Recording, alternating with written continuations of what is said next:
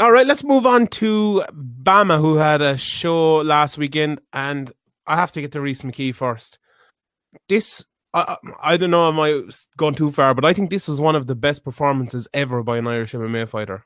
It has to be like, let's say we'll take McGregor out of it. This was world class like that. And do we talk about world championships? It's bullshit. Like, but the performance was a performance of a world class fighter. Yeah, I think there's been like, you can maybe say like people like Paul Hughes, but he's obviously fighting a guy Gustav that's nowhere near the level of Tim Barnett. Mm-hmm. So, and it's not for like a BAMMA lightweight title, or so for the standard of opponent and how comfortable, and like especially because Rhys had lost to this guy and he'd lost in the clinch in the first round, and he just wasn't. He was like, you nearly say probably better off just avoiding that, especially when you're lighting him up on the feet, like big heavy leg kicks as well. But Rhys was more than willing to go into the clinch, and he ended up finishing the fight with the knees in the end as well. So, like, fair play to him. He talked like he talked a good game, Rhys, before, but sometimes, like, I believed him, but sometimes these guys can say all the right stuff, and then they're kind of nearly trying to convince themselves. But I think Rhys fully believes in himself, and he knew that, like, he knew in his and the rehydration problems that he had cost him the first time, and he wasn't afraid to go anywhere the fight went with Tim Barnett, and he just put such a beating on Tim Barnett in such a short time that Barnett just wilted. You could see him. He just was. I don't think he'd ever been hit that hard. It looked like a man who was hit harder than he'd ever been hit before. Yeah. It was a phenomenal display. Like, we talked. Who was it a couple of weeks? It was Brian Ortega. We talked about being calm, and I couldn't believe how calm he was. He was unbelievably calm in there through all his shots. Like, that could have been a 10-7 round if it had finished. It was 100% a 10-8 round. It could have been a 10-7 round. Like, he was doing things so well. Like, he was coming out, throwing his jab the whole time, throwing combos, uppercuts, everything you'd want to see. He was doing it. I thought it was just an absolutely brilliant performance. Got, what was it, two or three knockdowns. When it came near the end of the round, he looked clinical when Tim Barnett was hurt. Just an absolutely brilliant display defensively. Like, he hurt him from the very start as well. His eye was all reddened up at the first punch, I'd say, maybe 15 seconds into the fight. Just a really, really, really good display. Like, looking at that, a lot of people after are saying, is this the thing that's going to get Rhys McKees into the UFC? And I think it could.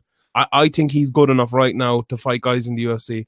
Now, I'm not saying, up towards the top 15 or anything, but there's 50 lightweights in the UFC. I'm sure, the bottom 25 of them right now, I don't think he'd be out of place in there, to be honest. I think he can definitely beat people in the UFC. I just don't think there's any rush, and I think PT was saying on Talking Brawls that he talked to Rhys about it, and Rhys isn't in a rush, but people are kind of getting behind it or fans are kind of getting behind it on Twitter, and Rhys isn't trying to fan the flames, but he isn't trying to put out the flames either. He says, whatever happens, but he's in no mad rush, which I think is a good thing, because you don't want to end, like we talked about it before, you don't want to go in there on like short notice or a bad style matchup and lose, and then your UFC career is on the line in the next fight, and it becomes harder to get back there. So there's no rush. He's 7-1-1 now.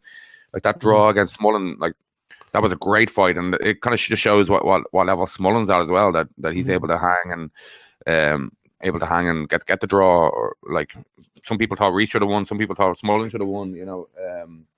Either way, it ended up being a draw. I think that, like, nobody was too up in arms by the draw. So it's good to see these young Irish guys coming up, and I think Rhys is put himself at the front of the pack with that performance. Tim Barnett's an undefeated fighter who'd never been out of the first round. He'd finished everybody in the first round, and he just ran him over. Yeah, and looking at his opponents as well, apart from the first guy he fought, all of them had unbeaten records, or not unbeaten records, but good records. I think one was 9-3, one was 3-0 or something like that as well. And Rhys McKees, when he fought Rhys McKees the first time, Rhys McKees was unbeaten as well. So absolutely phenomenal display. And another thing as well, I think it's good for MMA up north, because obviously we had Norman Park for years leading the way in the UFC and all, and he's obviously got cut by the UFC and he's still fighting well, and could definitely get back there. But they need someone to lift them up like this. Like Alan Philpott was very close to the UFC. There at one stage took a loss. Now I think he's over in Australia at the moment, getting back into it. But I think Rhys McKees definitely leading the way here, and all those lads that I mentioned there are behind him. And it's great to see for MMA up north. But even before that, he made his Rhys made his pro debut at Bama 22 against John Redmond, who's historically a middleweight, but fighting a welterweight on short notice. Rhys had no problem coming and taking that fight. But his two amateur fights before the end of his amateur career was there was a Battle Zone tournament back in 2015, and it was the best featherweights in Rhys was a featherweight at the time, the best featherweights in the country at amateur, and your boy Valdrum Lubishante of Team Sheehan, he took him out with a KO in the second round, and Lubishante had been running through people. He'd beaten Franz. He's a really, really good guy. And Ondrum Gould as well, another really good guy out of Rhino. He used to train in Johnny Duty's gym, and he choked him in the second round as well. And 2 fights in one night. I think that was the real, when you really think, oh, this guy Rhys McKees is a serious prospect.